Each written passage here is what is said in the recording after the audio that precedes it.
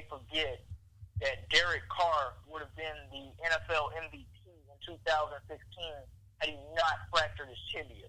They were 12-4 that year, and they looked like they were flying high.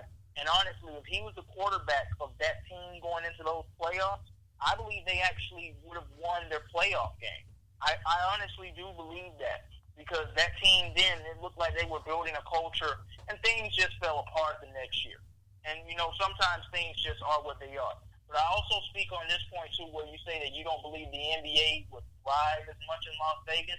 I have to disagree with you there, Scott. And the reason I have to disagree with that is because we see the NBA, they've now taken the summer league games into Las Vegas and to other parts in California, but most notably Las Vegas. And I believe that they would actually be able to pull this thing off, because with the TV contracts and just simply with the interest of sports and entertainment anyway, I believe that they would actually be able to thrive in Las Vegas as well. And it won't surprise me if someday we see an NBA team in Las Vegas. It would not.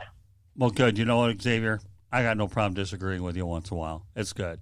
It's good. It's good karma. I disagree. I'm glad that they had the summer league there. Don't get me wrong.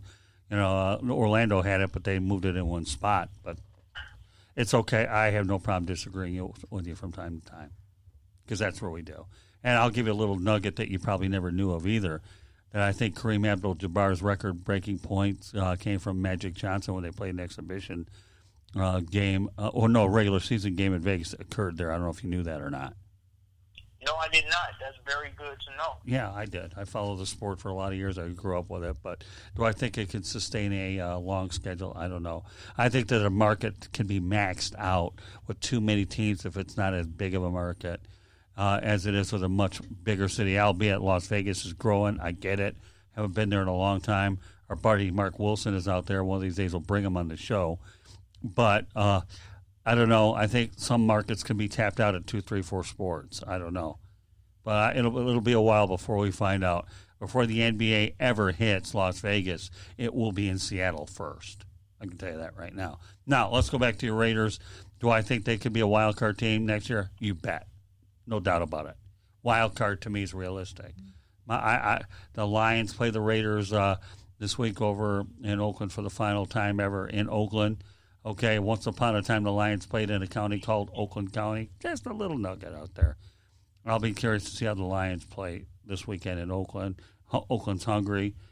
You never know. I mean, if they get it together soon enough, they could be in contention later this year. You never know. I wouldn't rule out. I believe it's going to be. I believe that's going to be a very entertaining football team. Despite the Raiders losing right now, I actually like watching them because, like I said, they play with a lot of fight. The Detroit Lions, just with the fight that they're playing with as well, they're proving a lot of people wrong. But they could have many players who were traded by the trade deadline tomorrow too. So that's going to be something very significant to watch out for. But, Scott, this is where, and I'm going to go back to my San Francisco 49ers point here. Sure. This is where I'm going to lean on you and your years of expertise and experience with this. Okay. Because I said something to you on yesterday when we spoke on yesterday evening. Mm-hmm. And I still stand on it tonight. Okay. And I know that this is a huge observation or a huge conclusion to jump to what I'm about to say, because I am about to take leaps into NFL royalty with what I am about to say. Okay. This year, San Francisco 49ers remind me of the story of the 1981 49ers. I was not alive during that time, of course. What I will say is this. The NFL Network has done a great job since that network's existence of creating the America's Game football documentaries, the story of all 53 Super Bowl champions. And one of my favorite ones to watch, Scott, is the story of the 1981 49ers, just how they were able to bring that team together, what they brought to the NFL, the catch game, of course, being one of the top 5 games in NFL history to most people, and just how that was the start of a dynasty that no one saw coming. I believe that these 49ers may honestly be the start of a dynasty that no one sees coming, because they have a lot of similarities. Jimmy Garoppolo, he's been in the league a lot longer than Joe Montana was at that point in his career in 1981. But, he's still an unproven quarterback to many, and he has his doubters out there, especially with the torn ACL and some other questionable decisions that he made off the field. They weren't illegal or anything, but they were questionable decisions. I'm not going to get into that in particular right now. But, here's where the comparisons really lie there with me. John McVay and Bill Walsh, John Lynch and Kyle Shanahan. I see some very interesting intervals right there, especially with the Kyle Shanahan and Bill Walsh scenario that I'm bringing up to you, because we know that Bill Walsh created an offense that was innovative and changed football forever. And Kyle Shanahan uses part of it in his repertoire of coaching anyway. But he's the son of a coaching legend in himself in Mike Shanahan. Okay. So with Kyle Shanahan and what he's bringing to that side of the football and just what he's bringing to the 49ers organization and the NFL as a whole anyway, now that he is getting a shot to be a head coach of a blue blood NFL organization. That's very key right there, that we understand that this is a blue blood organization. And Scott, before you answer the question of the comparison to these 49ers to the 81 49ers, I have to ask you this question first. Sure. Doesn't sports just feel different when you have traditional teams who have been there for so long and have these rich histories? Don't they just feel more fulfilling when those teams are winning and are successful? Oh, no doubt about it. So let me know when you want me to go ahead and chime in. I'm ready. Where did the 49ers win their first Super Bowl? Where did they win it? 1981. Where? What stadium? I believe it was in Miami in the Orange Bowl. No. Super Bowl 16 occurred at the Pontiac Silverdome, home of the Detroit Lions. Okay. It's okay. You weren't born. You get a mulligan. It's okay. Now, you know what Jimmy Garoppolo and Joe Montana have in common? What do they have in common? They were not first-round picks. They were not first-round picks. Not. I believe Jimmy Garoppolo was second or third-round pick, but he wasn't a first-round pick. He was a second-round pick. Right. Joe Montana, I believe, was a third-round pick out of Notre Dame. What have I been saying all along? You don't need first-round picks, okay, to have a franchise quarterback. Another point about the Raiders, okay, I want to get back to while it's fresh in my head. Josh Jacobs is a fine young running back.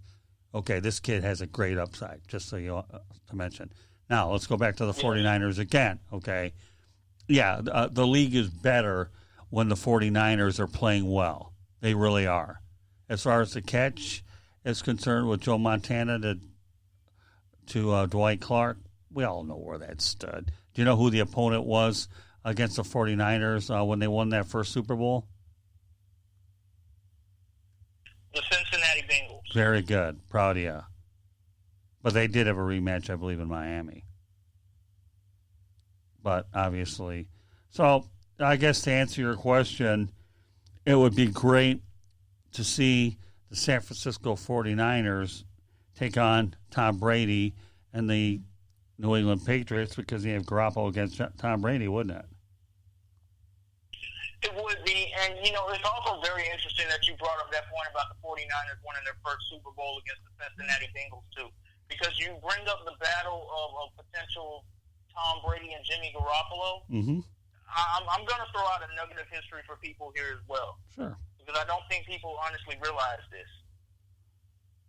Bill Walsh was snuffed in Cincinnati in favor of Sam White, which is why he ended up with the San Francisco 49ers job to begin with in the first place. Because Paul Brown was honestly supposed to hire Bill Walsh to be the next head coach of the Cincinnati Bengals. And he already had a good quarterback to work with in Ken Anderson. So, that's interesting that you bring that case up. Because here's what I just know already about this, and just how guys feel about revenge games anyway. The San Francisco 49ers, there was no way at that point they were going to lose that Super Bowl. Right. Just wasn't going to happen.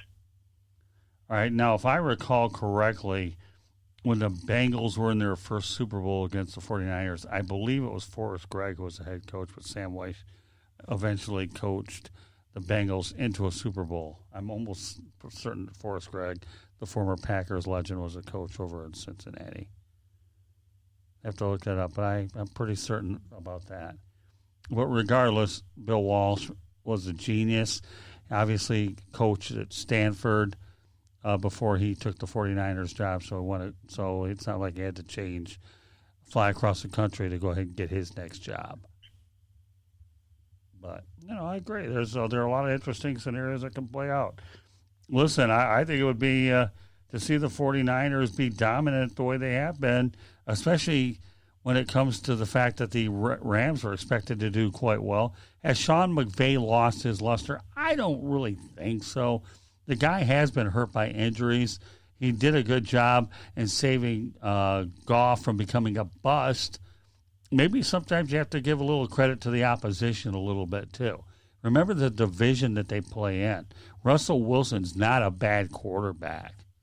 You know what I mean? He's a top 3, top 5 right, so he's a good quarterback. Goff is good, and then, of course, you have Garoppolo, and the 49ers are making all the right moves. Think about this. They didn't mind trading with the Bears, who badly wanted Mitch Trubisky, did they?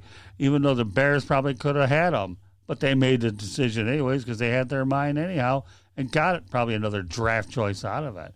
That's shrewd management, too. If you want him that bad, this is what it's going to take. Bears got paranoid when they drafted Mitch Trubisky, but they felt like they found their guy, and the 49ers didn't care anyhow. So it's amazing sometimes how front offices blend, you know what I mean? And as they blend and get things done, that's the way their culture really is. But what I'll say is, number one, the NFL is better when, and I repeat, when the 49ers are better. But every Super Bowl has interesting storylines. Geez, my first one that I covered, Super Bowl 33, had John Elway against his former backup. I'm trying to remember who this former backup was. Oh, my goodness. Chris Chandler. Thank you. Yeah. And so what? It was a great storyline. Super Bowl 33. Well, not just his former backup. This one's a little more important. Also against his former head coach. True. Who we went to 3 Super Bowls with and didn't win any of them. Right. So storylines, when you see them in the Super Bowl, are just unbelievably incredible. They really are. But Russell Wilson's a good quarterback.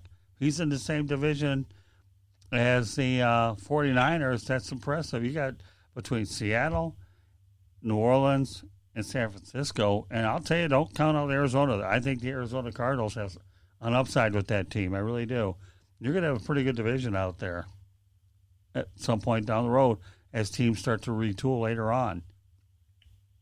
But I like the 49ers. Well, I definitely agree with you on that there. And even if the Arizona Cardinals do not end up making the playoffs this year, because I don't believe they do, they're going to give those teams that will make the playoffs and have a huge shot at it, they're going to give them trouble. Because it's just something different about that team since their 0-3 start, and it feels like they have some form of resurgence. Kyler Murray is not playing in particular. He's not playing well, knock your socks off, stats off the board level football, but he's out there figuring out how to get it done. He's out there figuring out how to make the right play at the right time, and it's just a shame that Edmonds was injured on yesterday because he was a huge part of this resurgence that we had saw throughout this short middle part of the season as well. So they could definitely play spoiler to somebody. I agree with that. Right. But, I have to go ahead and just say this right now. Despite everything I just said about the 49ers right now, I can't buy all the way in on them to the point to say that they're going to represent the NFC in the Super Bowl. And, to the Richard Shermans out there in the world, you can go ahead and say what you're going to say about, well, I want you to stick to that point and just look stupid at the end. Okay, it is what it is. Because you can't dismiss the fact of what you're seeing with the Green Bay Packers. You can't dismiss what you're seeing from the New Orleans Saints. The Seahawks won again on yesterday. You can't dismiss what you're seeing also with the potential Minnesota Vikings. Even though you don't ever know what you're going to get with Kirk Cousins. You don't know. How about the Eagles on yesterday? Right. That could be a dangerous wake-up call, what we saw on yesterday after Orlando Scandrick went on a few of the shows on FS1 on Friday and just absolutely threw the organization under the bus. To me, that was like a wake-up call for that team on yesterday that we saw